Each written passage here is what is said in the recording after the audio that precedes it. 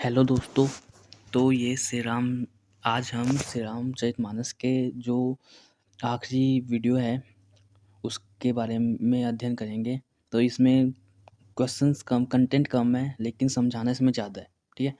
इसमें पिछले साल के जो पेपर है उन दोनों का जब एनालिसिस किया है तो उससे पता चला है कि एक पेपर में तो लगभग सिलेबस के अकॉर्डिंग सारे क्वेश्चंस हैं, और एक पेपर में है जो भी जितने भी हमने अभी तक जो पढ़ा है उनके अकॉर्डिंग सारे पेपर है। तो इसमें 4-5 क्वेश्चन ऐसे हैं जो पिछली बार के पेपर में रहे हैं और हमने इसमें पढ़ाया नहीं है, और उन टॉपिक्स को इसमें डिस्कस करना है जिनसे जो सिलेबस के अकॉर्डिंग और जिनसे क्वेश्चन बनते हैं। ठीक है। तो सबसे पहले ये क्वेश्चन पिछली बार आया था कि रावण का कौन सा वाद्य यंत्र बजाता था। तो रावण रुद्र वीणा बजाता था। ठीक है। और एक क्वेश्चन था अगला, इसमें भावार्थ रामायण के रचयिता कौन है। तो भावार्थ रामायण के रचयिता थे एकनाथ जी। ठीक है। तो इसमें पूछा, भावार्थ रामायण के पूछा था, इसलिए हमने यहाँ पे और भी रामायण के डाल दिए। जैसे तमिल रामायण था, वो तमिल रामायण में है ई रामावतारम, तो वो कंबन द्वारा लिखा गया है। भावार्थ रामायण जो मराठी भाषा में और एकनाथ द्वारा लिखा गया है। उसके बाद जो अध्यात्म रामायण है वो रामदास द्वारा लिखा गया है, जो समर्थ गुरु रामदास थे उनके द्वारा लिखा गया है। तीसरा सप्तकांड रामायण है, ये असमिया भाषा में है और माधव कंदली द्वारा लिखा गया है। एक कृत्तिवास रामायण है जो बंगाली में लिखा गया है और कृत्तिवास ओझा द्वारा लिखा गया है। ठीक है। तो इन सभी को हमने इसलिए रखा क्योंकि पिछले जो साल के जो क्वेश्चन थे उनके ऑप्शंस में ये थे, तो इसलिए इनसे संबंधित हमने यहाँ पे ये बताया है कि उन्होंने कौन सी रामायण लिखी है। इसके अलावा ये क्वेश्चन भी था कि रामायण का प्रसार कहाँ कहाँ हुआ था। तो जितने भी दक्षिण एशिया के देश हैं वहाँ रामायण, जिसमें थाईलैंड है, कंबोडिया है, यहाँ पे रामायण का प्रसार हुआ था। ठीक है। इसमें नेक्स्ट क्वेश्चन, रामायण के अनुसार वह कौन सा देश है जो सुंदर अश्वों के लिए प्रसिद्ध है। तो वाल्लिक जो देश है वो सुंदर अश्वों के लिए प्रसिद्ध है। ठीक है। जो केकई था, केकई है वो भरत का ननिहाल था। केकई यहाँ यहीं की राजकुमारी थी। ठीक है। अब इन नेक्स्ट क्वेश्चन में कि दुंदुभी दैत्य का वध किसने किया था। तो दुंदुभी दैत्य का वध बाली ने किया था। जो दुंदुभी दैत्य था उसको बाली ने उठाकर फेंका था, जिससे जो दुंदुभी राक्षस था उसके रक्त की बूंद मतंग ऋषि के आश्रम में गिर गई थी। तब मतंग ऋषि ने बाली को श्राप दिया था कि वह उस स्थान से कुछ दूरी तक उसकी सेना नहीं आ पाएगी। तो इसीलिए सुग्रीव था वो ऋष्यमुख पर्वत पे था, तो वहाँ बाली नहीं आ सकता था, इसलिए वह उसी पर्वत में था। ठीक। अब नेक्स्ट टेस्ट में कि रावण के सेनापति विरूपाक्ष का वध किसने किया था। तो जो रावण के 5 सेनापति थे, विरूपाक्ष, यूपाक्ष, द्रुधर, प्रघस और भास्करण, इन सभी को हनुमान ने मारा था। जब रावण ने हनुमान को पकड़ने के लिए इनको भेजा था तब हनुमान ने इसे मारा था। सबसे पहले उसने दुर्धर को मारा था। ठीक है। तब विरूपाक्ष और यूपाक्ष ये दोनों भाई थे, इन दोनों को एक साथ इन्होंने एक पेड़ से अटैक करके मारा था। ठीक है। तब लास्ट में प्रघस और भास्कर को हनुमान ने मारा था। अब इसमें नेक्स्ट है कि रावण के जो भाई थे अहिरावण और महिरावण, वो भी रावण के भाई थे। इन दोनों का वध भी हनुमान जी ने किया था। ठीक है। और जो रावण के और भाई थे उनमें खरदूषण थे और कुबेर भी थे, जो उनके सौतेले भाई थे। अब इसमें नेक्स्ट है, ये सिलेबस के अकॉर्डिंग है। तो पिछले उसमें जो पिछले साल का पेपर था उनमें इससे क्वेश्चन पूछे गए थे। ठीक है। तो इसमें जो सबसे पहला चैप्टर था अध्यात्म वाला, उसका हमने उसी चैप्टर में उसके क्वेश्चन बता दिए थे। और उसके बाद थे जो गुणों के आधार पे, उसके लिए हमने बताया था कि जो हमने वो श्रीमद् भागवत गीता की वीडियो बनाई थी उसमें हमने सद्गुण, रज और तम, ये 3 गुणों के प्रकृति और उनके जिस चीज़ के वो प्रतिनिधित्व करते हैं उनके बारे में बताया था। तो उसमें भी आप उन तीनों गुणों का देख सकते हैं। ठीक है। अब नेक्स्ट इसमें है रामचरितमानस का रचनाकार। तो रामचरितमानस की रचना 16वीं शताब्दी में हुई थी। उस समय मुगल काल चल रहा था और उस समय जब रचना हुई थी तब मुगल सम्राट अकबर और जहांगीर थे। इसलिए पूछा जाता है कि तुलसीदास किसके समकालीन थे, तो अकबर और जहांगीर के समकालीन थे। उसी के साथ सूरदास और केशवदास, यहाँ केशवदास आए, सूरदास और केशवदास जी के भी तुलसीदास समकालीन थे। अब जो तुलसीदास थे वो भक्ति काल की सगुण भक्ति धारा के राम भक्ति शाखा के प्रतिनिधि कवि थे। ठीक, ये भी पूछा जाता है कि तुलसीदास कैसे संत थे, तो वो वैष्णव संप्रदाय के संत थे, क्योंकि राम भक्ति थे तो वे वैष्णव संप्रदाय के संत थे। ठीक है, और तुलसीदास जी के गुरु थे गुरु संत नरहरिदास। पिछली बार के उसमें एग्जाम में ये क्वेश्चन पूछा था। तो नेक्स्ट ये कि रामचरित मानस लिखने में तुलसीदास जी को कितना समय है, तो उन्हें 2 साल 7 महीने और 2 यहाँ पे 27 दिन का समय लगा था। 2 साल 7 महीने और 27 दिन का समय लगा था। ठीक है, अब इसमें रामचरितमानस किस पर है, तो वो वाल्मीकि रामायण पर आधारित है। और रामचरितमानस की भाषा क्या है, वो अवधी भाषा है, एक लोक भाषा पर आधारित है। ठीक है, इसकी रचना मुख्य रूप से अयोध्या, वाराणसी और चित्रकूट स्थानों पर हुई थी। और जब इसका लिखना आरंभ किया था तो रामनवमी का दिन था और अयोध्या से ही तुलसीदास जी ने रामचरितमानस लिखना स्टार्ट किया था। ठीक है,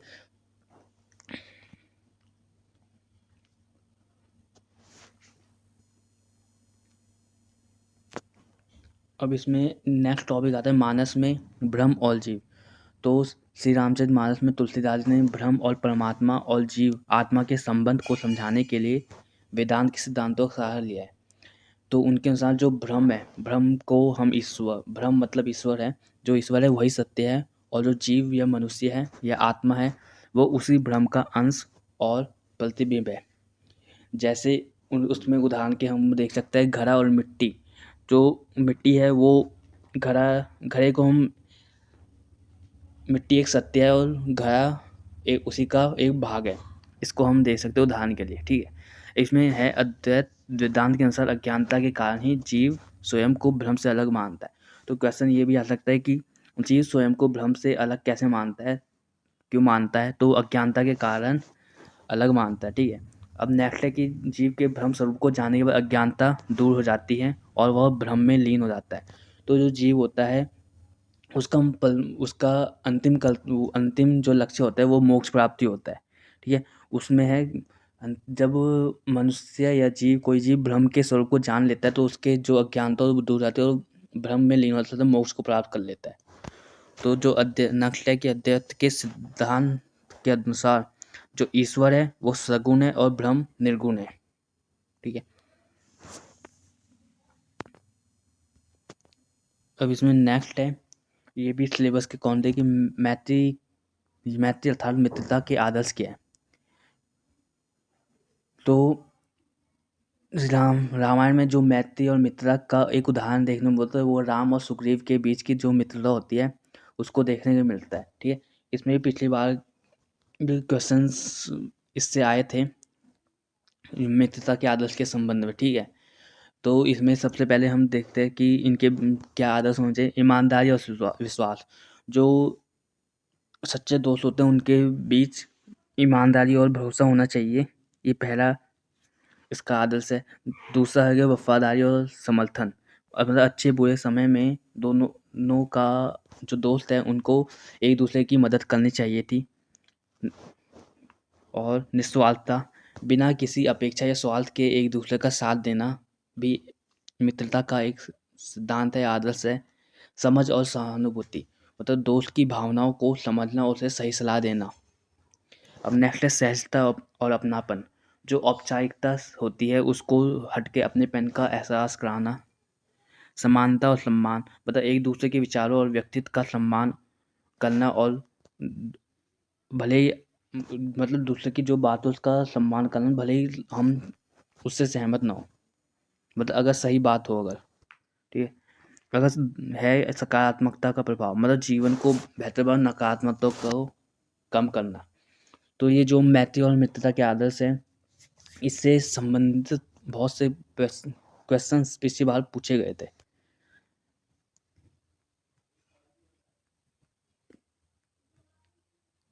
जैसे पिछली बार क्वेश्चन पूछा गया था, कुछ क्वेश्चन ऐसे पूछे गए, किस गुण को ईश्वरीय गुण माना जाता है? उसके ऑप्शन थे घृणा, लोभ, द्वेष, प्रेम। तो यहाँ देख सकते घृणा, लोभ और द्वेष ये तीनों एक अलग अलग कैटेगरी में है और प्रेम एक अलग है। तो प्रेम को एक ईश्वरीय गुण कहा जाता है, कहा जा सकता है। ठीक है।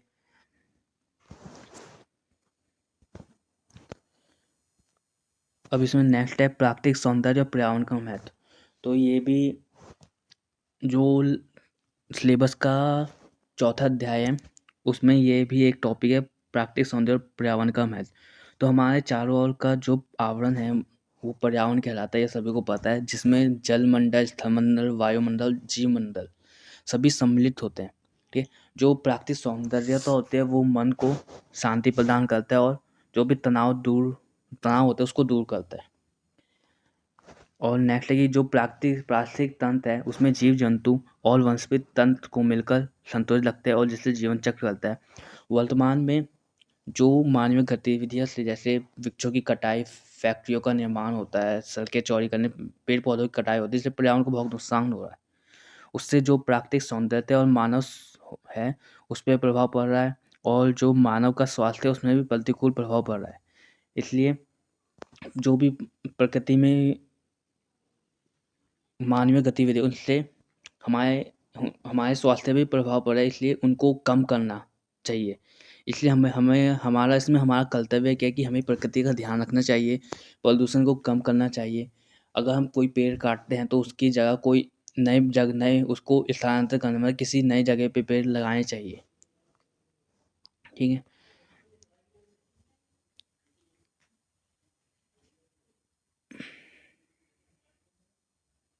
जैसे पिछली बार का क्वेश्चन ये था कि मित्रता का आदर्श क्या है।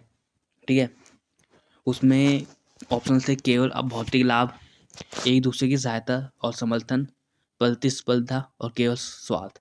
इसमें जो ऑप्शन था कि एक दूसरे की सहायता और समर्थन, ये उसका आदर्श है। इसमें ही पिछली बार का क्वेश्चन आ गया प्राकृतिक सुंदरता का क्या महत्व है। उसका ऑप्शन था केवल पर्यटन के लिए, केवल आर्थिक लाभ के लिए, मनोबल और शांति प्रदान करने के लिए और केवल सजावट के लिए। अभी हमने बताया कि प्राकृतिक सौंदर्य मन को शांति प्रदान करने के लिए होता है, इसलिए मनोबल बढ़ाने और शांति प्रदान करना प्राकृतिक सुंदरता का महत्व है। और अगला एक ही क्वेश्चन है कि पर्यावरण का महत्व क्या है। प्राकृतिक संसाधनों का दोहन केवल शहरीकरण, औद्योगिक विकास के लिए और जीवन की संधारणीयता के लिए। मतलब जो पर्यावरण है उसमें जीवन की संधारणीयता मतलब प्रकृति के जो संसाधन का इस प्रकार प्रयोग करना वो भविष्य के लिए भी सुरक्षित रहे, इसलिए जीवन की संधारणीयता के पर्यावरण का महत्व है। ठीक है। अब पर्यावरण संरक्षण का एक मुख्य उद्देश्य क्या है। उसके ऑप्शन है जैसे केवल औद्योगिक उत्पादन, केवल आर्थिक विकास, प्राकृतिक संसाधनों का अत्यधिक उपयोग और जीवन की गुणवत्ता को बनाए रखना। तो पर्यावरण संरक्षण का एक मुख्य उद्देश्य है जीवन की गुणवत्ता को बनाए रखना। ठीक है। अब नेक्स्ट है युद्ध कौशल और नीति रामचरितमानस के आधार पर।